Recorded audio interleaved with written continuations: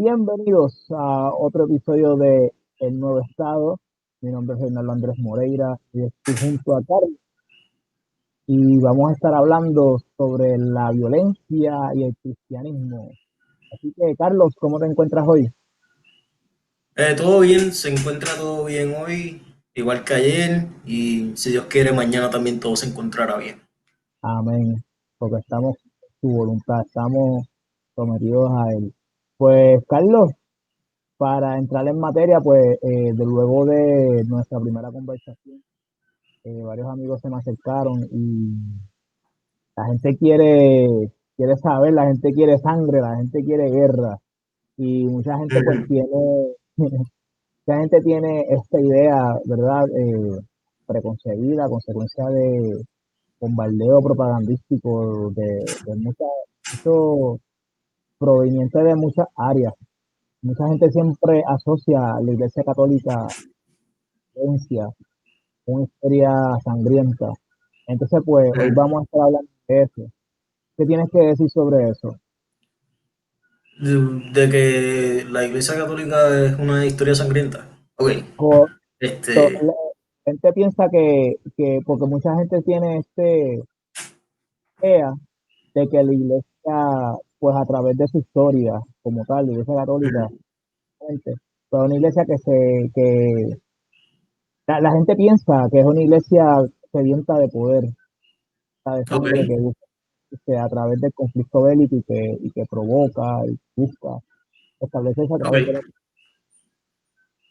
Ah, pues seguro que sí. Nada, empezamos este episodio como empecé el anterior diciendo que yo no soy una autoridad en este tema. Si usted quiere realmente ilustrarse acerca de estos temas, está en el lugar equivocado. Nosotros no somos el mejor recurso para eso. Existen muchísimos recursos súper excelentes que tocan estos temas con la profundidad que se merecen.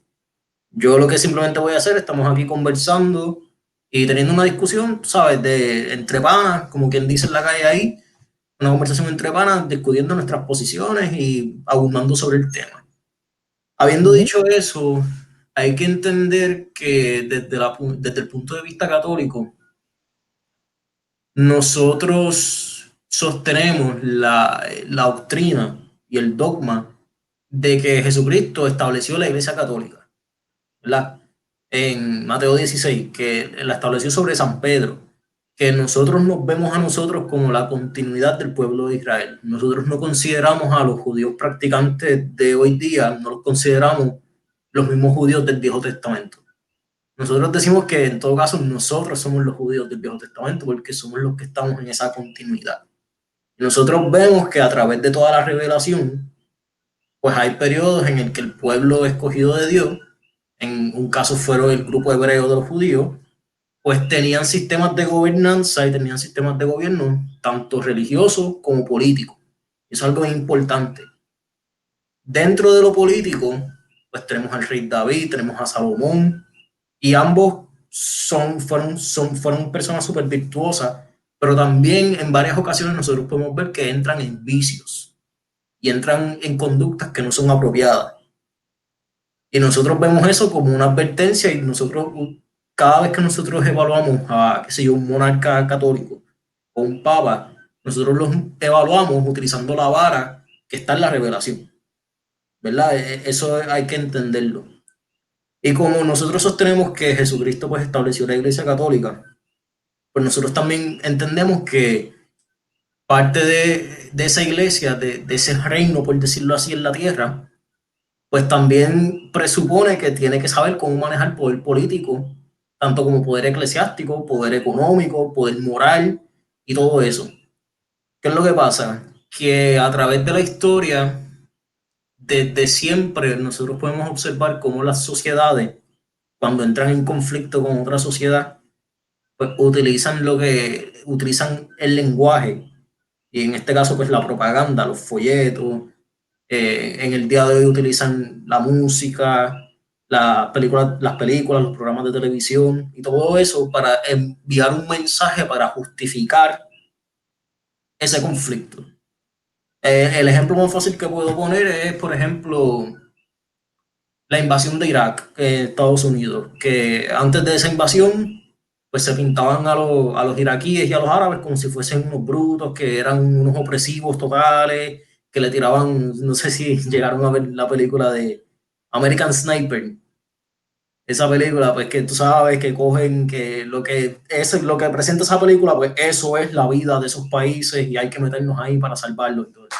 Ah, Te quiero decir algo sobre eso porque yo soy de la generación que recuerda eso, porque fíjate, yo con 33 años tengo muchos recuerdos de lo que fueron la década de los 90 que antecedía la invasión de Irak. Cuando ocurrió la invasión de Irak, yo tenía quizás unos 14, 15 años aproximadamente. El asunto es que antes de que pasara lo de Irak, es bien interesante que lo menciones porque yo recuerdo películas, por ejemplo, Delta Force, que fue una película bien popular en los 80. Yo nací en el año 87, pero en los años 90, pues la película todavía gozaba de mucha popularidad. La película, pues los villanos eran gente de Medio Oriente. También me acuerdo de una película que fue un éxito tal, en los 90, True Lies de Schwarzenegger, igual. Y entonces, durante la década de los 90 se nos adoctrinó a través de películas, entre otros métodos, pero específicamente en Hollywood se nos bombardeó película tras película, tras película, tras película, de que los árabes eran, o la gente de Medio Oriente, porque hay que hacer la salvedad que Medio Oriente es una región bastante amplia, que no solamente viven árabes, hay diferentes etnicidades allí, pero toda la gente de Medio claro. Oriente que siempre eran, pues, personas malas, ¿me entiendes? Que eran terroristas y demás. Entonces, eso lo que funciona es para eventualmente preparar la mente colectiva para llevar a cabo una agenda. Y fue lo que pasó, realmente. Así que te cedo Seguro. la palabra.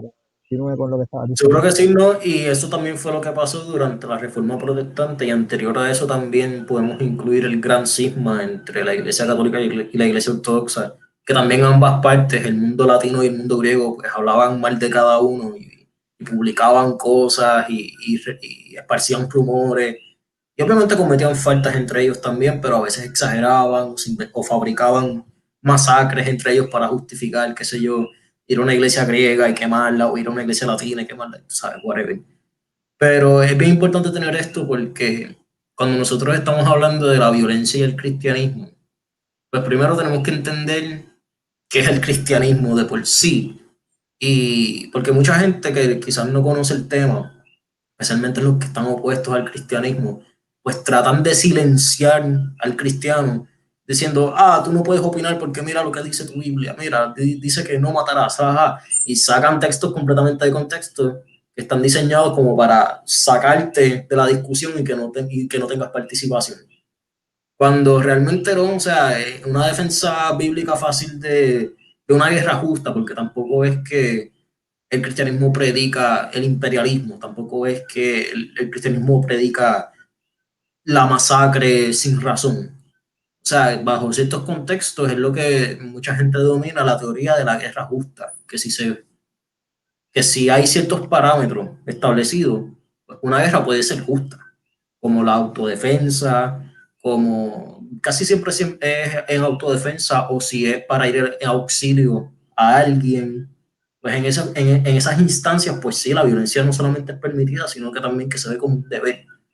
Pero Ujú. fuera de eso, muchos de los episodios que utilizan para tratar de silenciar al cristiano que no sabe mucho, y hablo más del lado católico, ¿verdad? Porque es el más que conozco, aunque también tengo bastante conocimiento del lado protestante, es las cruzadas y la Inquisición.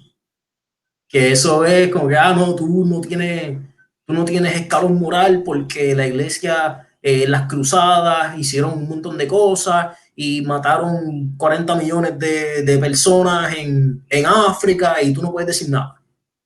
Y la Inquisición también lo mismo, como que, ah, cada vez que hay un político, más o menos cristiano, ni siquiera tan practicante, pero qué sé yo, que recita un versículo o lo pone en su Facebook, pone un versículo de la Biblia o algo, ah, este tipo quiere traer la Inquisición, separación de iglesia y Estado, no, no podemos volver a la Inquisición porque la Inquisición fue lo peor del mundo.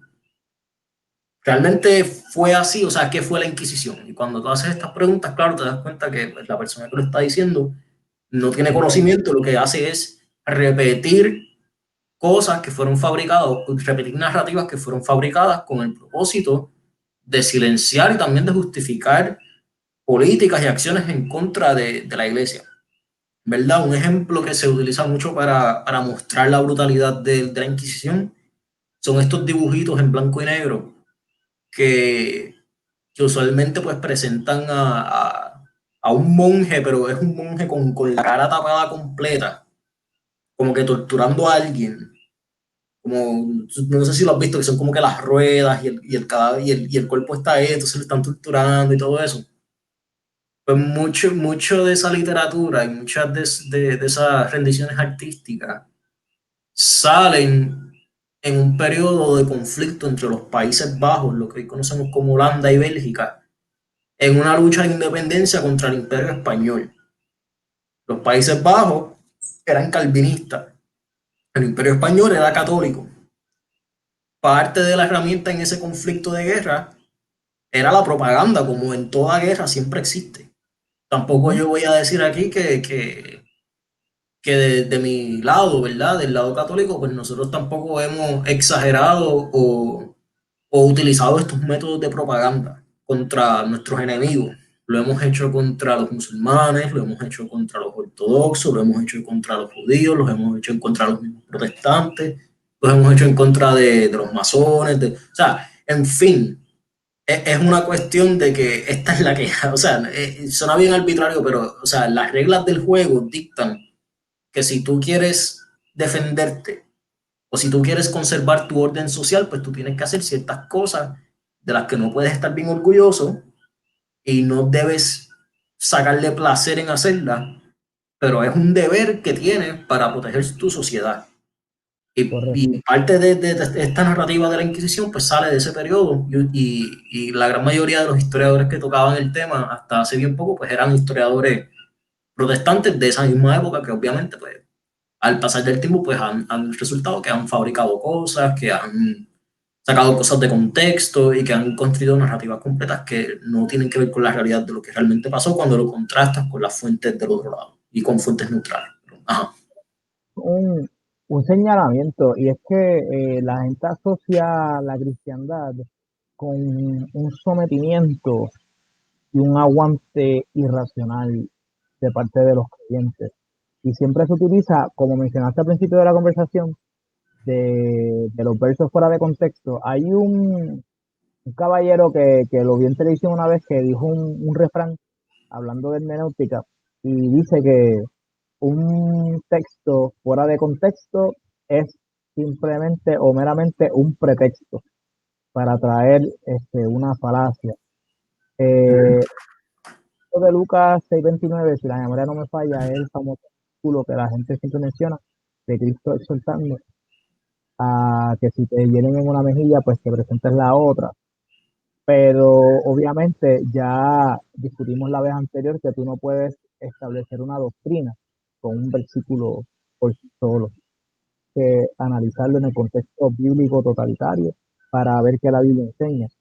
Sí, claramente, para un entendido, lo que Jesús estaba tratando de enseñar, que si te hieren otra mejilla, presentes la otra, no es en un contexto literal, sino más bien a no tener un espíritu vengativo, Ujú.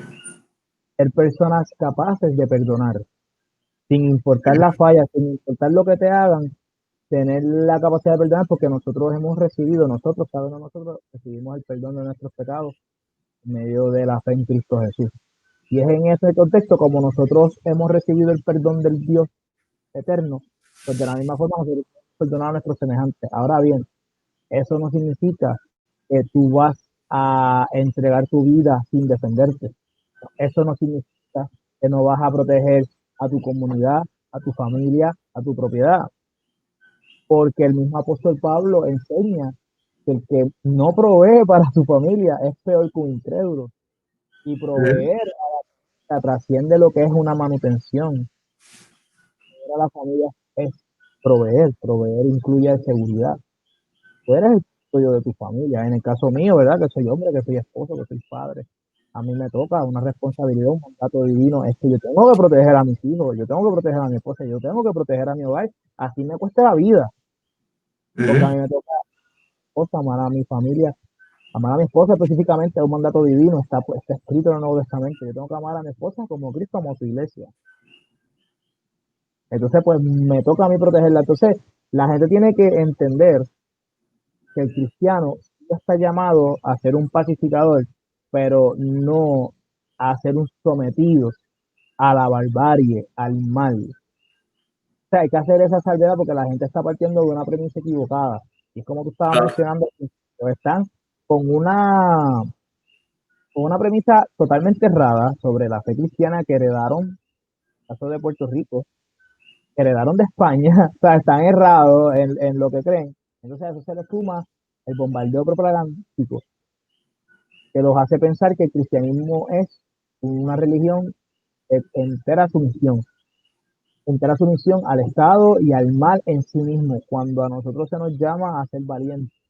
Tanto es así que la palabra de Dios enseña que Dios no nos dio espíritu de cobardía, sino de poder, amor y dominio propio. Así que con esto, pues te cedo la palabra para que continúe con tu ponencia. claro que sí, y hay que entender que el cristianismo es una religión pacífica, pero no una religión pacifista. Correcto. O sea, nosotros creemos que eventualmente pues Jesús va a volver y va a juzgar a los vivos y a los muertos, y eso no va a ser algo placentero, no es como esta imagen que los modernos y hasta los mismos cristianos modernos erróneamente tienen de que Jesús es como que este tipo bien chill, que se tiraba Y para es que, atrás, mira, que era como que, yo una vez ajá, escuché, y perdona que te interrumpa porque es que está bueno el chiste. Yo una vez escuché una seguro. persona, yo una vez escuché una persona, yo sé que no lo dijo de maldad, yo lo sé, pero dijo un disparate brutal. Y dijo, es que cuando Cristo venga otra vez lo van a crucificar de nuevo.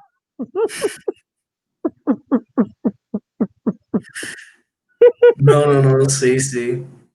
Yo Ahí dije, creo que una de las homilías de, si no me equivoco, es de San Juan Crisóstomo, que fue uno de los primeros cristianos, a eso del siglo tercero, siglo cuarto, por ahí, no me acuerdo bien, pero él decía que el pueblo judío pues no aceptó al Mesías porque ellos esperaban un león que los ayudara a conquistar el mundo, ¿verdad? Y lo que llegó fue un cordero que se sacrificó por el mundo. Entonces él dice que la gente ahora espera un cordero, pero lo que va a venir es un león. "Mm, ¿Tú me mm, entiendes? Y mucha gente a veces, pues, y a veces es culpa de los mismos formadores, de los mismos sacerdotes y los mismos pastores que a veces pues parten de premisas erradas o escuelas teológicas modernas o low key, o sea, bien suavemente heréticas, yo diría, aunque no tengo la autoridad para decirlo, pero whatever. Que parten de esa premisa de que Jesús era simplemente alguien, era como un revolucionario, que eso no es lo que era Jesús en lo absoluto. Que era como que un revolucionario que le gustaba todo, él se pasaba con prostitutas y se pasaba con los marginados y todo eso. Entonces completamente ignoran el hecho de que se pasaba con esa gente para levantarlos de su condición y encaminarlos en un camino correcto. O sea, no es como que sígueme y sigue haciendo las cosas que estás haciendo. No es correcto. sígueme y no peques más, ¿sabes? Sígueme y cambia. Y esa es la parte que pues, convenientemente pues, deciden tachar de sus charlas y de sus discursos. Pero a Pues lo sí, que íbamos, que era como que la violencia en el cristianismo, habiendo dicho todo eso, estableciendo que no es una incongruencia, pues tú verte obligado a hacer actos violentos y ser cristiano a la vez. Eso no es sí, una incongruencia porque hay base bíblica y también hay base en la tradición y hay base en diferentes fuentes que por lo menos yo como católico pues puedo apelar para decir como que mira, no, hay una teoría de guerra justa, estos versículos hablan de esto, la revelación habla de esto y todo lo demás. La yo gente era tiene de que eso. entender, ajá, bien, Yo era de los que pensaba, hasta hace quizá unos 6 7 años hacia acá, yo era de los que pensaba que tú, ¿verdad? Como persona creyente, pues no podías cometer ningún tipo de acto de violencia, ninguno. O sea, que si venía alguien a cometer barbarie contra ti, los tuyos, tú tenías que permitirlo, porque no podías ejercer violencia. No fue hasta que personas en el camino, pues me dijeron, no, mira, siéntate, que te voy a explicar en el contexto correcto de lo que significa la violencia dentro de la fe cristiana.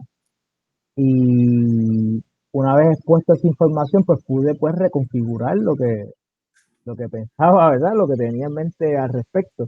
Entonces, pues, mano, a mí me viene a la mente sobre el tema mucho de las cruzadas, que es como que la punta de lanza que utilizan las personas que Ujú. simplemente pues, se llama.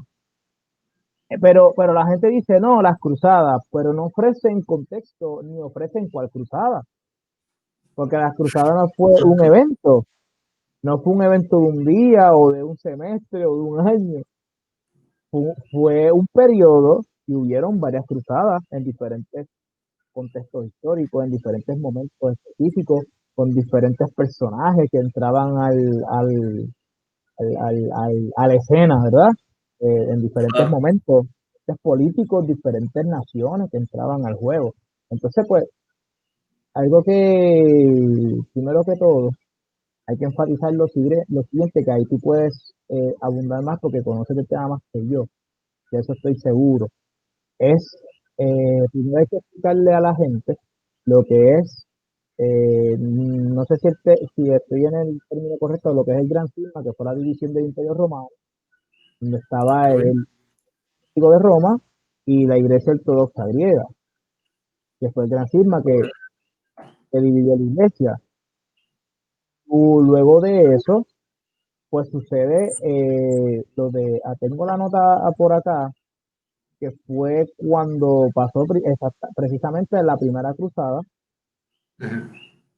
cuando los musulmanes de Turquía específicamente se apoderaron de Jerusalén. Entonces, ahí entra un problema, que es que si venimos a ser históricamente concretos, el Islam no nace hasta la entrada de Mahoma, 6 siglos después del cristianismo. Si Ujú. somos históricamente honestos y sinceramente no me importa lo que la gente piense, aquí estamos hablando de historia concreta académica. Estamos hablando de que Israel se estableció en esa región, si no me equivoco, 1000 y pico de años antes de Cristo, se establece en lo que se llamaba la tierra de Canaán y todo eso. Ujú. Establecen en Jerusalén, la declaran su capital y demás. Luego entra el cristianismo y podemos aceptar desde una perspectiva académica histórica que hayan cristianos y judíos en esa región y compartiéndose Jerusalén con lugares históricos, tradiciones y conviviendo ahí. Luego entra en escena en el siglo VI Mahoma e introduce el Islam, que es una copia, ¿verdad? Voy a tratar de mantenerme lo más comercial posible, ¿verdad? Pero sabemos que el Islam es un copy-paste de elementos del judaísmo con otras religiones y whatever, y hace un claim a Jerusalén. Luego de 600, 700 años de no estar ni en el mapa, aparece esta religión sintética a meterse allí y apoderarse de eso. Pues, ¿qué pasa? Ya hay personas que comparten la fe cristiana, que son católicos, ya sea del imperio de la Iglesia Católica Apostólica y Romana o de la Iglesia Griega Ortodoxa, que hacen peregrinaje hacia lo que se conoce como Tierra Santa. Estos musulmanes están acabando con eso. Entonces ahí entra el tema de lo que estamos hablando. Aquí no estamos jugando, aquí era la vida de la gente. Llegaron estos musulmanes y se quedaron con Jerusalén, ¿sabe? La conquistaron bélicamente y se establecieron allí, declararon que esto era de ellos, sin ningún claim histórico, porque no tienen derecho a nada de eso, porque es una religión nueva, entre comillas. Entonces Claro, ya estamos hablando que los cristianos y los judíos estaban ya conviviendo en Jerusalén. Entonces, definitivamente. ¿qué sucede? Que entonces se está viendo afectada la vida misma y el estilo de vida y una tradición, ya en el caso de los judíos, milenaria, en el caso de los cristianos, centenaria.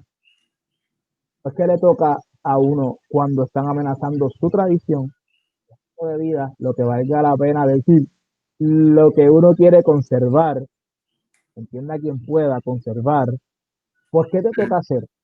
Te toca hacerle frente al enemigo. Que de lo contrario, no estás en la cristiandad, porque estás sucumbiendo al espíritu de cobardía.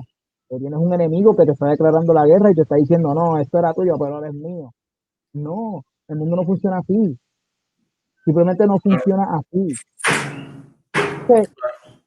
Ando que ese es un argumento muy popular entre las masas, como que, las cruzadas, las cruzadas. Ok, pues vamos a ser específicos, porque la gente tiende a no ser específico. Dicen las cruzadas, las cruzadas. Hablemos de la primera cruzada, de la La primera. primera cruzada. Ok. Hablemos de la Eh, es decir, ajá.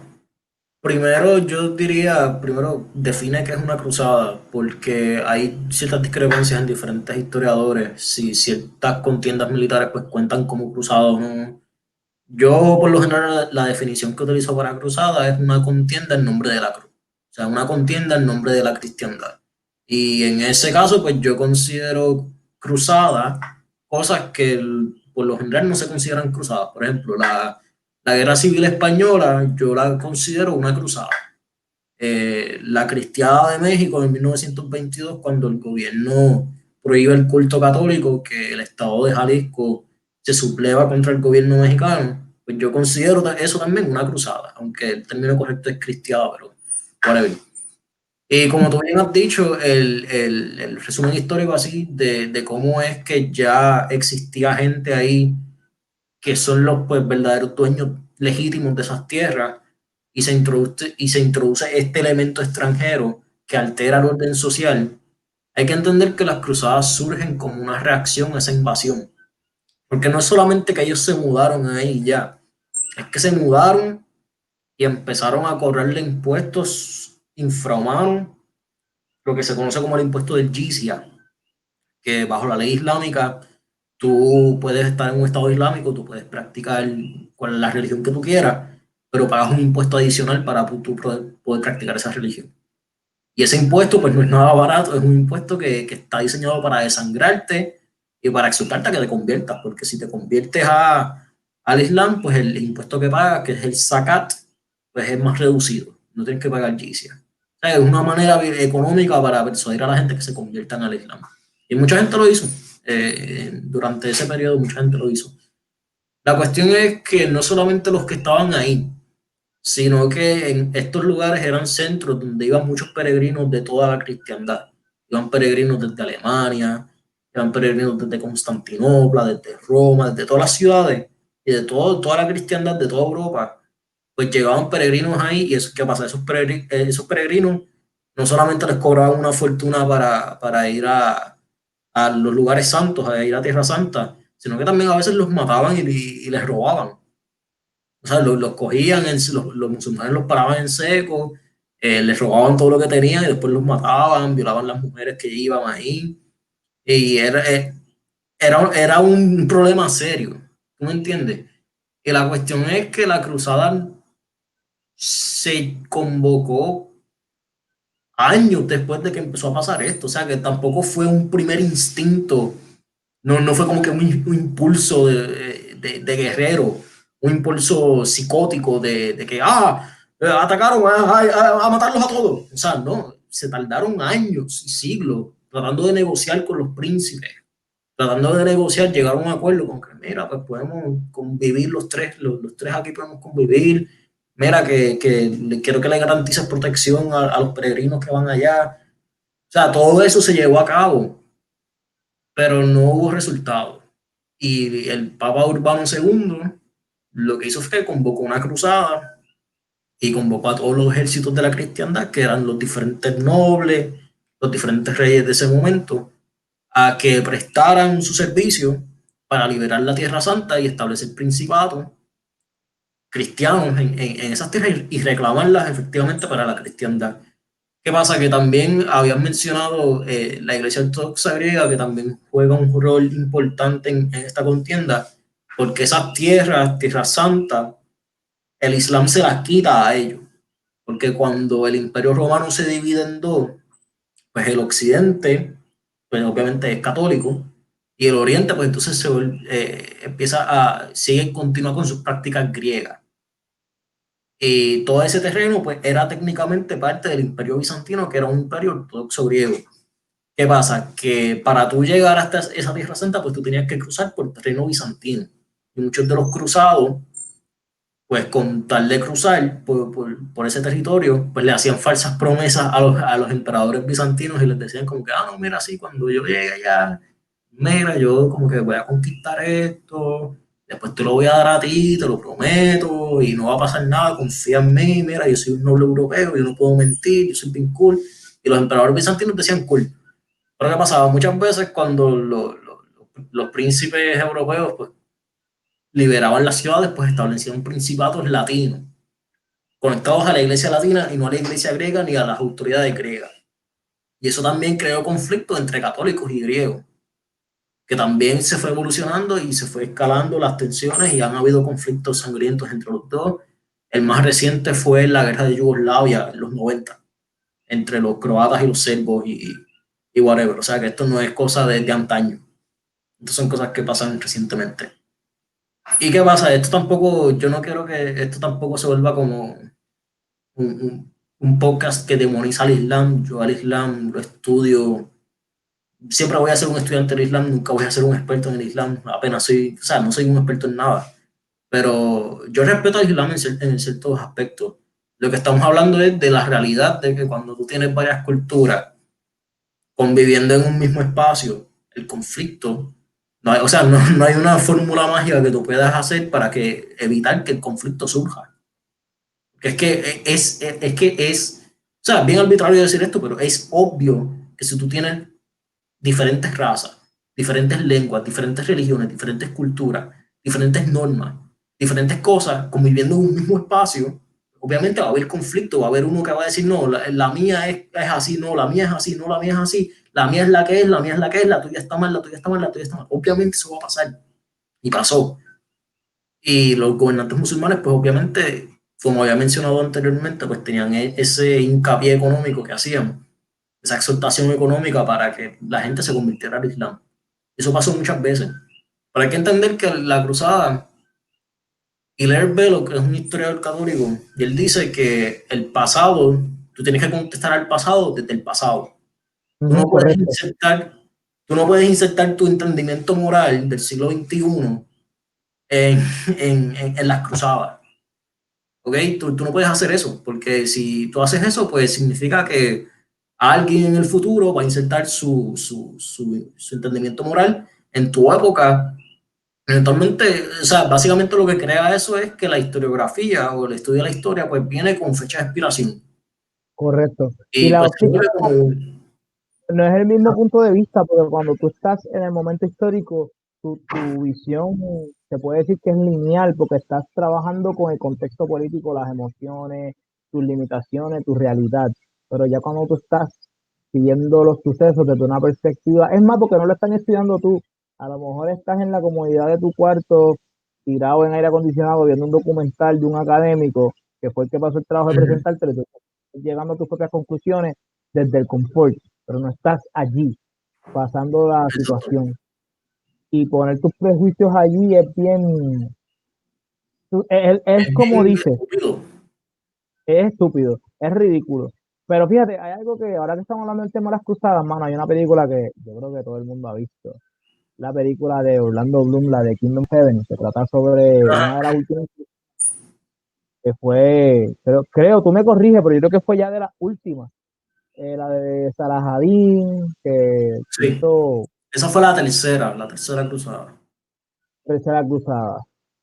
Pero fíjate, hay algo que esa película yo no me di cuenta hasta que ya había aprendido un poco después de adulto y demás. Yo cuando esa película salió yo todavía era un adolescente y apenas no sabía nada de la vida, nada de historia, nada.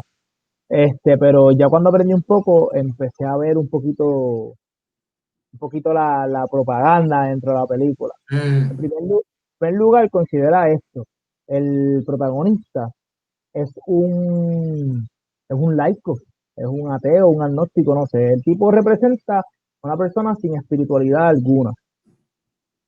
Entonces es bien curioso que el tipo es la figura moral de la película, pero él no tiene ninguna creencia religiosa en particular y está dándose el contexto de judaísmo, cristianismo e islamismo. El tipo no está en ninguna de las tres. Sin embargo, es el más moral del corillo. Eso es jalante. No es Eso no es solamente jalante. eso, sino que también te presentan a los cristianos como si fuesen como unos brutos conquistadores que solamente están pensando en violencia, en guerra, y te presentan también a los islámicos como si fuesen estos seres ilustrados que están más concentrados más en... Porque hasta en las mismas escenas de la película, si tú vienes a ver las escenas de Europa, Europa te la pintan como un lugar Una bien barbarie. oscuro, sin vida. Tú sabes, hasta en la misma Italia, que hasta cierto punto eso era cierto, quizás en el norte de Europa, pero en el sur, en Italia, donde el comercio estaba tan vivo, especialmente con ese acceso al mar Mediterráneo, que eso era, o sea, si tú tenías acceso al Mediterráneo, tú eras un país rico y próspero, punto. No había excepción Florencia. a eso. Florencia. Florencia, ¿no? Y también Sicilia, todos estos lugares eran bien prósperos, entonces te presentan al mundo cristiano como este lugar bien oscuro, tú sabes, la edad oscura, este un lugar bien oscuro, supersticioso, que son bien violentos y todo eso, entonces cuando vas al mundo islámico, pues tú los ves, como que la cámara parece que le cambiaron el lente y ahora es como que un mundo colorido, y mira, un mundo de cultura y la gente intercambiando y todos se llevan bien y todo eso cuando realmente, mira, el mundo islámico medieval tenía sus centros culturales importantes, nadie niega eso, nadie niega las contribuciones científicas y matemáticas y bueno, artísticas no, porque ellos pues no pueden hacer arte real, tienen que ser caligrafía, pero la caligrafía de ellos es un estilo de arte que a mí me gusta. Nadie nega sus contribuciones a la medicina ni a las ciencias en general, pero pintar el mundo islámico entero como si fuese este lugar súper ilustrado que estaba en el siglo XXIV, antes de tiempo, es completamente falso porque también habían lugares bien bárbaros, también habían lugares bien descuidados económicamente, también habían lugares bien desastrosos, también habían varias prácticas. O sea, el punto que yo quiero llegar es que estás juzgando a uno con un estándar y estás juzgando al otro con otro estándar.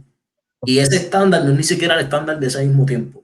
Lo estás juzgando con un estándar fabricado, con ciertos prejuicios de acá, lo estás insertando post-mortem a ese periodo de tiempo. Y De eso hecho, está lo mal. triste, lo triste de la película es que considera que la película obviamente, es una película, es un producto, tú sabes, es la visión del escritor y el director. Whatever. Eso, ¿sabe? Lo que importa es el resultado de la interpretación que le da la masa. Entonces, ahora bien, considera esto. En la película hay un obispo que juega un rol, no es un personaje principal ni secundario, pero es una persona de autoridad dentro de esa comunidad, que es el obispo que está en Jerusalén. Y el tipo en toda la película es un cobarde. ¿Sabe? El obispo es un cobarde, ¿sabe? En toda la película. Sin embargo, el Salahadín lo presentan el antagonista de la película, el rey musulmán o el sultán, ¿verdad? El término correcto, el sultán, es, es piadoso, sabio, es respetuoso, reconoce la valentía de los soldados y al final dice, no, pues si se rinden, los voy a dejar. Tú sabes, lo presentan como magnánimo Claro, y considera que Occidente es quien crea las condiciones para que se pueda hacer esta película en primer lugar. ¿Sabes? Considéralo. claro. No, y para ser justo, o sea, Salahadín como figura histórica, pues sí, tenía eso, tenía esos atributos que la película se los presenta. O sea, Salahadin no era una persona bárbara ni nada por el estilo, él era un emir de ciertos principados. Y él es un personaje bien interesante en la historia, que tampoco era ningún, ¿sabes? Tampoco era un bárbaro sin cultura ni nada. Pero el problema de esa película, el problema principal de esa película, yo creo que es que trata de perpetuar las narrativas de la ilustración sea, porque el periodo de la Ilustración pues se llama Ilustración, porque convoca la idea de que nos estamos ilustrando, que antes estábamos en la oscuridad, o sea, estábamos en el cristianismo y ahora que estamos saliendo de eso, pues estamos más ilustrados. De ahí es que sale eso. La noción de que la Edad Media y que la época de la cristiandad, pues son las épocas oscuras, pues eso sale de Voltaire, que Voltaire era el revolucionario francés, que él le decía a la Iglesia Católica, él le decía a la infame. Y él todas las cartas, literalmente toda su correspondencia, él la firmaba abajo la infame. Él siempre hablaba de cómo podemos vencer a la infame. Y él hacía planes de cómo vencer a la infame. Entonces, o sea, que obviamente pues, viene de un punto de vista prejuiciado en contra de eso, de lo que es la Iglesia Católica, sin tener en cuenta la veracidad de los reclamos que hace de sí misma, sin tomar en cuenta la falsedad o la vericidad de sus doctrinas, de sus argumentos, ni nada por el estilo. Es simplemente un prejuicio que él ya tiene de antemano. Y como esa visión de mundo fue la que triunfó eventualmente en la humanidad, pues por eso es que después, post-mortem, se le pinta ese periodo de tiempo como la época oscura y la ilustración como la ilustración. Pero no necesariamente en eso. Lo que quiero decir es que al fin y al cabo, solamente porque se le conozca a un periodo histórico una cosa, no significa nada, porque fácilmente uno se puede meter a buscar las fuentes primarias y también varios académicos que también están trabajando hoy día y uno se puede dar cuenta fácilmente que, mira, en verdad que esto no era una edad oscura, nada. Como que aquí hay gente que le metía a la ciencia, y a las matemáticas, le metía a muchas cosas. Y, ¿sabes? Claramente están tratando de comunicar un punto ideológico, que es lo que estábamos hablando anteriormente, de cuando tú estás haciendo guerra, pues tú quieres desacreditar a tu enemigo. Es lo primero que tú haces porque eso te da una justificación a ti para ser como él. Por ejemplo, si yo tengo un problema con fulanito, pues yo, o sea, obviamente yo voy a decir que no, papi, vamos a hablar las cosas como hombre, todo eso, pero la realidad del caso, el 99% de los casos va a ser que tú vas a hablar mal de fulanito con los demás fulanos. ¿Por qué? Considéralo, Para que la gente no considéralo, y cuando tú le vayas a zumbar, pues la gente diga, ah, no, pero es verdad lo que él había dicho de este, pues sí, se lo merecía, ¿sabes? Y así es como funciona en todo. y considera también en el aspecto, vamos a llevarlo para que la gente pueda entender, en un ejemplo micro.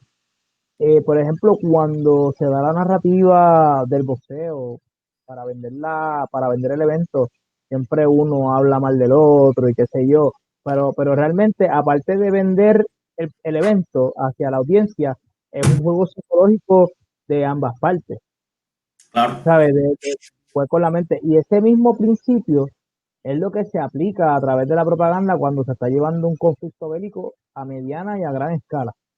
Es precisamente lo mismo. En el caso de un político, tiene que justificar ante sus constituyentes que es justo eso, ¿me entiendes? Para poder llevar su plan a cabo y al mismo tiempo para convencer quizás a la comunidad internacional para que se le permita hacer eso. Pero se logra únicamente a través de la propaganda y ahora es que quiero entrar en quizás, pienso yo, que es aún más popular que las mismas cruzadas en sí. Es lo de la Santa Inquisición Ah, que que siempre veo que la gente coge el tema para, como excusa. Ah, no, pero que si en la Santa Inquisición mataron a miles en España, más.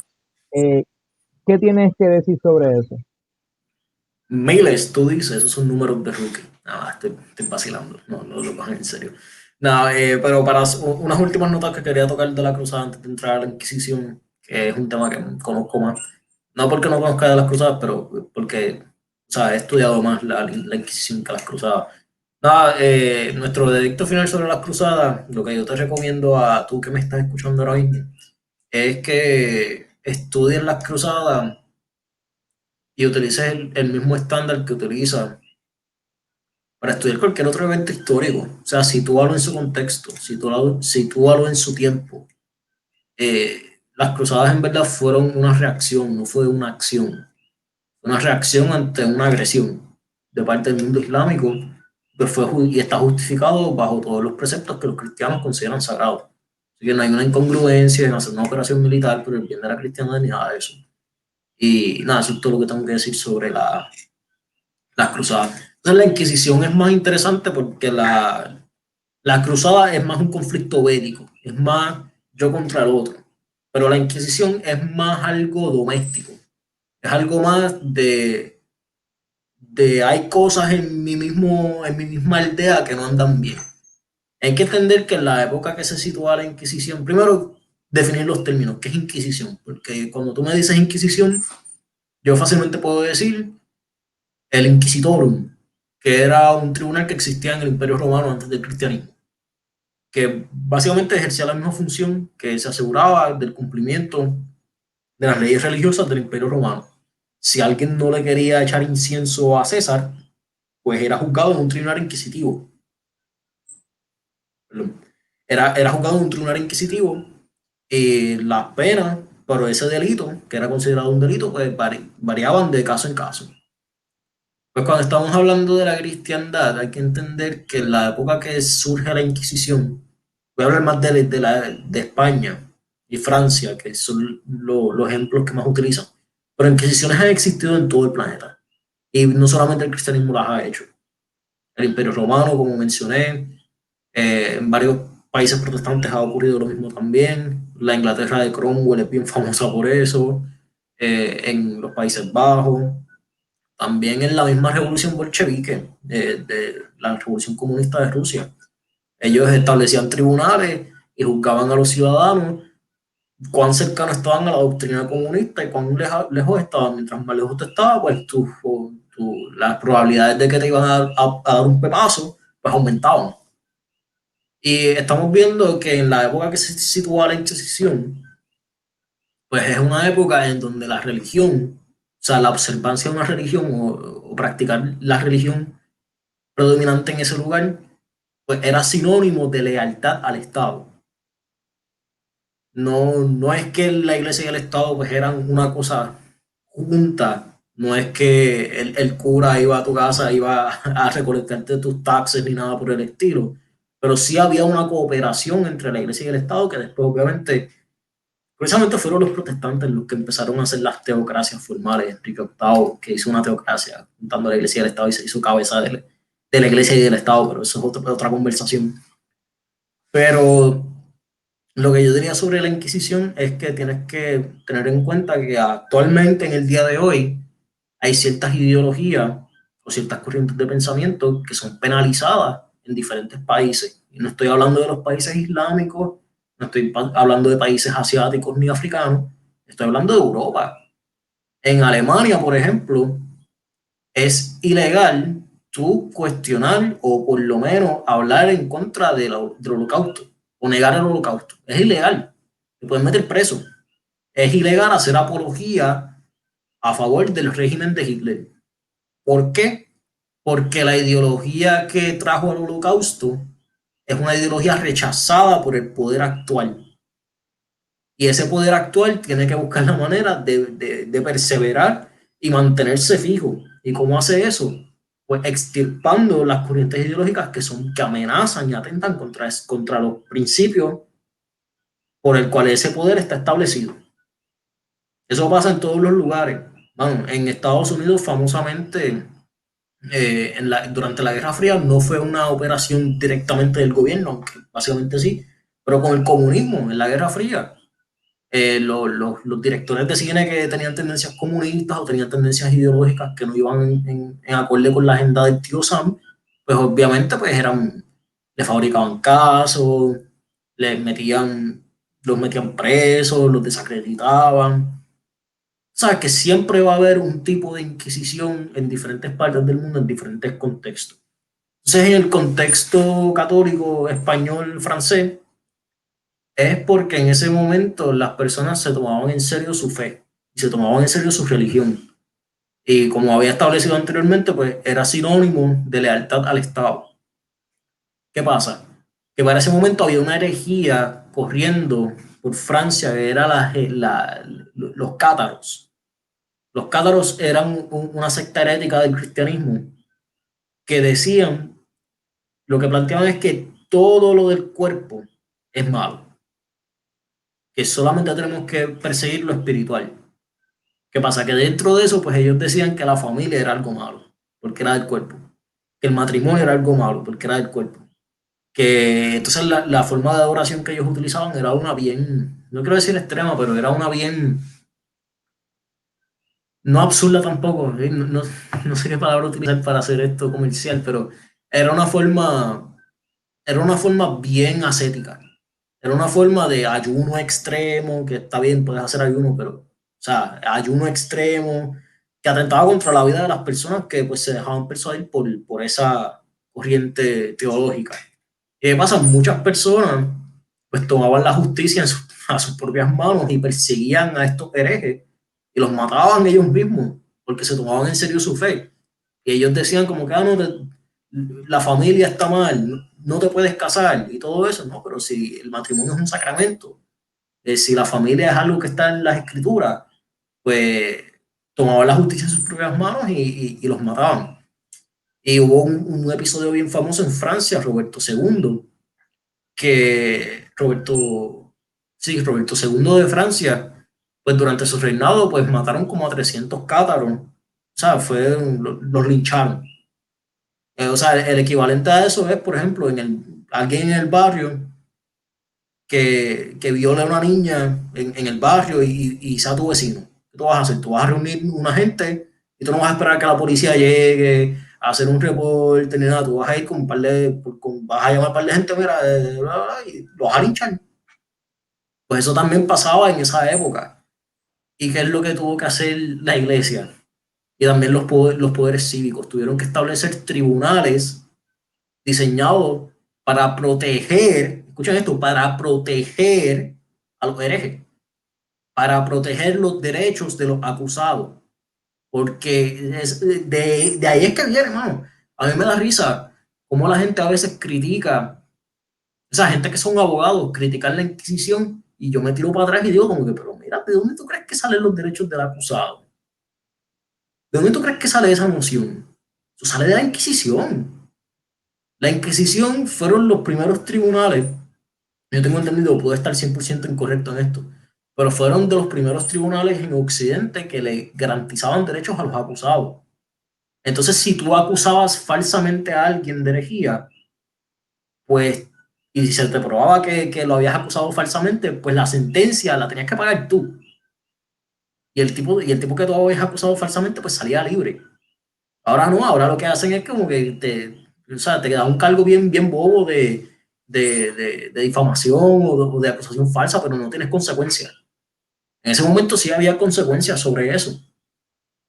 ¿Y qué pasa? Que dentro de todo eso, pues cuando empiezan los conflictos cuando empieza la reforma protestante, que varios principados, especialmente los Países Bajos, que antes eran parte de la corona española, no la corona española, pero era la corona, porque el rey de España también servía como emperador sacro romano, que él Me, también, me tengo entendido que todo lo que la gente, cuando menciona la Santa Inquisición, en el momento histórico, geográficamente hablando, se refiere a España, o me equivoco. por lo general, lo que en la cultura popular se empuja mucho es en España, sí, pero es correcto, la Inquisición ha existido en diferentes lugares. Aquí en Puerto Rico hubo Inquisición. Yo no sabía eso, ni siquiera lo había escuchado. Sí, sí, sí, porque No, la Inquisición que hubo, porque es que la gente entiende, porque cuando tú escuchas la palabra Inquisición, pues tú automáticamente piensas en quema de brujas. exacto. Exacto, pero cuando tú ves la data de 125.000 brujas que se acusaron de brujería, las que fueron sentenciadas, de 125.000 las que fueron sentenciadas a muerte, fueron 59. Que Mm, tampoco estoy diciendo que eso es algo bueno necesariamente, pero, o sea, ponlo en contexto, tampoco, tampoco vengas a decir que eso es como que la norma del día era tú estar cortando cabezas y prendiendo fuego, o sea, tampoco es así, no seas tonto leyendo la historia, lo que quiero decir. Y nada, la Inquisición era para defender a los acusados de la herejía, entonces los que podían ser juzgados de herejía eran los bautizados. Un musulmán no podía ser juzgado por un tribunal inquisitivo, porque no puede ser hereje técnicamente, porque no es cristiano. Porque no conoce la verdad. Exacto, no conoce la verdad o por lo menos no la ha aceptado. Quizás la conozca, pero no la acepta. Igual que los judíos no eran juzgados por la Inquisición, porque no conocían, o sea, no habían aceptado a Jesús como su Salvador, no podían ser herejes. ¿Tú me entiendes? Solamente un cristiano puede ser hereje. Y eso, pues, era en el derecho de esa época, las cuestiones de derecho, pues eso era un delito. Y pues, como todo delito, pues hay tribunales, pero uno de los tribunales más justos, tengo entendido yo, si yo veo la historia occidental, pues de donde salen la noción de los derechos de los acusados, de donde salen muchas cosas que damos por sentadas hoy día en la corte, viene de la Inquisición. Y no se le da ese crédito. Entonces, una de las razones por la que, y bueno que lo mencionan, que estabas hablando de España, a España se le conoce más como el lugar de la Inquisición, porque era la rival de Inglaterra. ¿Qué pasa? Inglaterra había desarrollado la imprenta primero que España. Y uno de los lugares una de las cosas que utilizó para combatir a España, además de la armada y de los ejércitos y todo eso, fue la imprenta. Yo siempre he dicho que el imperio español colapsó por el folleto, no por la espada. Porque fue por pura propaganda, pura difamación, lo que se conoce, lo que los académicos hoy día llaman la leyenda negra, que son básicamente que juntan varios historiadores del otro lado que exageran cosas o fabrican cosas que no pasaron. Un ejemplo de eso bien sencillo, y ya con esto vamos cerrando, que llevamos por una hora. Un ejemplo de esto bien sencillo es en la conquista de América, pues los protestantes holandeses pues querían pintar a los españoles como unos bárbaros y unos sanguinarios. Entonces, pues ellos empezaron a dibujar carátulas de españoles quemando indios, ¿verdad? Quemando indios y tú ves carátulas de los españoles prendiendo en fuego indios y whatever. ¿Qué es lo que pasa? Los holandeses no sabían cómo se veía un indio, porque no los habían visto nunca. Y Mm, dibujaban a los indios como rubios holandeses en América. Y tú me entiendes cómo funciona esto, que eventualmente con el pasar del tiempo, cuando se permite tener este tipo de discusión, pues podemos decirle, ok, esto es cierto, esto no, esto es cierto, esto es cierto, esto no va en acorde con las otras cosas que estaban en ese momento, y se puede ver las cosas más claras. Pero en ese momento, cuando era una cuestión geopolítica, era una cuestión de tensión, era una cuestión bélica, era una cuestión doméstica, pues obviamente, pues la foto se veía un poco borrosa, porque la historia tú no vas a comprender lo que está pasando hasta después que pasa. Nosotros no estamos comprendiendo la historia del siglo XXI porque estamos viviendo el siglo XXI. La historia del siglo XXI la va a comprender las personas que vivan en el siglo XXIII, o en el siglo XXIV, en el siglo XXV.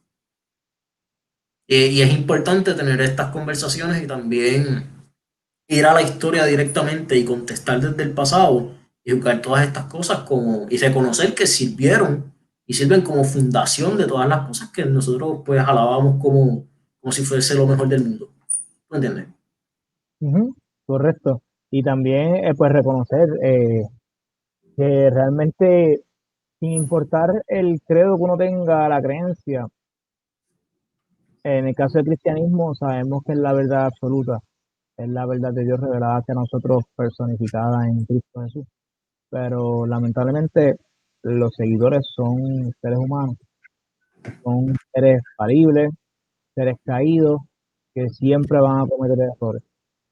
Y eso no invalida el hecho de que el cristianismo es la verdad absoluta, de que es Claro. la religión verdadera y que es nuestra herencia, en el caso de nosotros como hispanos, es nuestra herencia. Entonces, pues, considerando, ¿verdad?, que ya consumimos la hora, sería bueno dejar a la audiencia la expectativa para hablar ahora de la violencia, hablar en una próxima ocasión, disculpa, hablar Mm. sobre la violencia, por entonces del lado protestante, porque considera esto, para ser justo, siempre es la Iglesia Católica, pero también hay mucho de qué hablar del lado protestante. Entonces, pues Mm. me gustaría dejar eso pendiente para el próximo episodio, Seguro. para, para traer la historia, la verdadera historia del desarrollo del protestantismo en Europa y en Alemania, específicamente, de cómo se estableció y de cómo se abrió paso, y para que las personas que no son católicas, pero que comparten la cristiandad, sepan que también hubo derramamiento de sangre, que también hubo mucha violencia de ese lado, porque considera que eso no se habla. O la gente, por lo menos en mi caso, yo he tenido encontronazos porque yo sí, a pesar de sus defectos, en mi caso, ¿verdad? Porque uno sigue aprendiendo cada día y Claro, mañana. Pero yo sí, por lo menos hasta el sol de hoy, yo soy un admirador en términos del carácter y de lo que representó en su momento histórico Martín Lutero. Pero al mismo tiempo también estoy consciente del carácter humano de él, falible y de todos los defectos y de todas las atrocidades que también cometió posteriormente. Porque hay que ser justo. Aquí el único varón perfecto es Cristo Jesús. Ninguno de nosotros ni claro, ninguno de los seguidores está exento de falla. Pero, claro. por alguna razón, en el protestantismo, en el caso de Martín Lutero goza de una exaltación bastante saludable, pero no es real. No es real. Nadie adora a Martín Lutero en el protestantismo, pero tampoco se está juzgando de manera justa pues su labor, ¿me entiendes? De la misma Claro. forma, otras personas como, por mencionar el nombre de Juan Calvino, también, que también comparto varios de sus pensamientos y de su filosofía o doctrina, por así decirlo. Con la palabra doctrina trato de ser cauteloso porque la doctrina que yo sigo es la doctrina de los apóstoles, ¿me entiendes? Y él no es apóstol. Pero sí, concerniente a lo de la predestinación y demás, no quiero decir que lo creo, pero sí me gusta, sí me hace sentido hasta cierto punto. Podemos Claro tener que esa conversación después.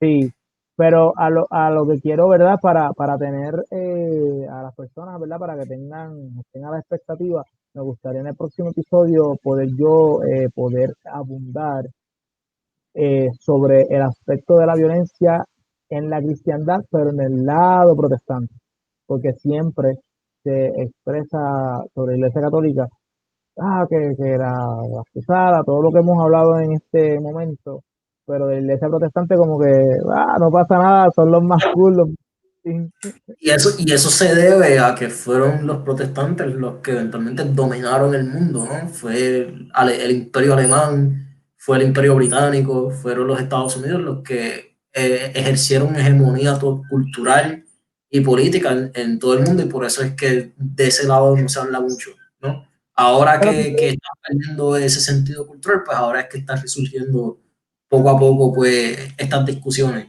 Y otra cosa que yo también quería decir es que nosotros yo he mencionado la palabra mucho, lo que es la leyenda negra, pero eso tampoco significa que tenemos que caer en la leyenda rosa, que es lo contrario a la leyenda negra. La leyenda negra es que todo fue malo, entonces la leyenda rosa es que todo fue bueno. Y no, o sea, cuando tú me hablas de la Inquisición desde en el siglo, ponle siglo XVII, finales del siglo XVI, siglo XVII, pues ya no era un santo oficio, era un oficio, porque ya se convirtió en una cuestión de espionaje, se convirtió en una cuestión de Estado y no una cuestión de fe necesariamente. Porque fue lo que pasó en Puerto Rico, la Inquisición de Puerto Rico, se dejó desatendida por mucho tiempo, la establecieron, nadie le hizo caso, los clérigos no le hacían caso, entonces se desatendió por completo y después se trajo para atrás, pero como una red de espionaje para velar a espías ingleses y espías de otras potencias, ¿no? Y jugó un rol meramente político, que no era ni siquiera religioso. Y nada, solamente quería decir eso, que solamente porque tú estudies estos temas críticamente no significa que tienes que tirar flores innecesarias. No significa que tienes que justificar ciertas cosas que no son justificables. Obviamente, como Rinaldo ha dicho bien, hay excesos en todos lados, somos personas caídas, siempre nos vamos a inclinar más al vicio que a la virtud. No es una incongruencia dentro de nuestra visión de mundo, es parte de. Y quería cerrar esto con básicamente exhortando a todos los que nos escuchan que no solamente den por sentadas las cosas que hemos dicho, que sino que investiguen por su cuenta y realmente se metan, si realmente les interesan estos temas, que se metan en cuestiones de cómo es la relación de la violencia y el cristianismo, que es un tema que podemos hablar que podemos estar hablando de esto horas, pero obviamente el tiempo es corto. Y nada, yo quería decirles eso solamente, que se pongan a estudiar objetivamente y observen las fuentes del mismo tiempo y que dejen que el pasado hable desde el pasado. No inserten visiones de mundo acá ya en la modernidad hacia el pasado, porque si es así, o sea, nada, ninguna historia es buena entonces. Correcto.